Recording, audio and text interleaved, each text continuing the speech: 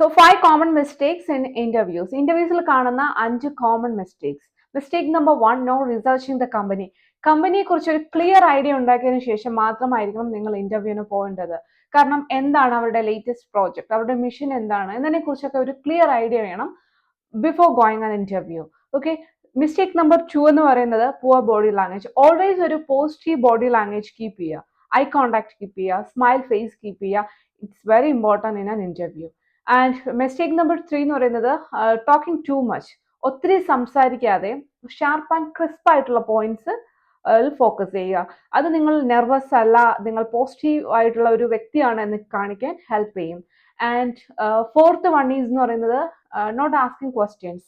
So ഒരു interview finish ചെയ്യുമ്പോൾ അവർ നമ്മോട് ചോദിക്കും do you have any questions എന്ന് ചോദിക്കും. ആ ടൈമിൽ ശരിക്കും കമ്പനിയായിട്ട് റിലേറ്റ് ചെയ്തിട്ടുള്ള ക്വസ്റ്റ്യൻസ് അവരോട് ചോദിക്കുക. And fifth one is not following up. ഒരു ഇന്റർവ്യൂ ഫിനിഷ് ചെയ്തതിന് ശേഷം നിങ്ങൾക്ക് അവരുമായിട്ട് താങ്ക് യു ഇമെയിൽ സെൻഡ് ചെയ്യാം. ആൻഡ് നിങ്ങൾക്ക് നിങ്ങളുടെ ഇന്റർവ്യൂവിന്റെ ഫീഡ്ബാക്സ് ഒക്കെ ചോദിച്ചുകൊണ്ടുള്ള ഫോളോ അപ്പ് ഇമെയിൽസ് സെൻഡ് ചെയ്യാവുന്നതാണ്.